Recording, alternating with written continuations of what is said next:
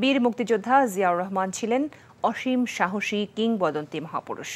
তার শাসনামলে বহু দলীয় গণতন্ত্র প্রতিষ্ঠার মাধ্যমে তিনি সব দলকে রাজনৈতিক অধিকার ফিরিয়ে দিয়েছিলেন।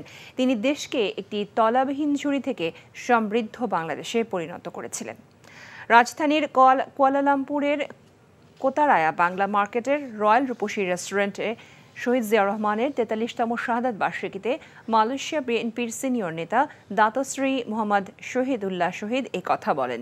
মালয়েশিয়া বিএনপির সিনিয়র নেতা দাতশ্রী মোহাম্মদ শহীদ উল্লাহ শহীদের সভাপতিত্বে বক্তব্য রাখেন এস.এম. জাহাঙ্গীর, আবদুল্লাহ আল মামুন সহ অনেকেই। আলোচনা শেষে শহীদের রাষ্ট্রপতি জিয়াউর রহমানের আত্মার মাগফিরাত কামনা ও দলের চেয়ারপারসন খালেদা জিয়া এবং তারেক রহমানের সুস্বাস্থ্য দীর্ঘায়ু কামনা করে মোনাজাত করা হয়।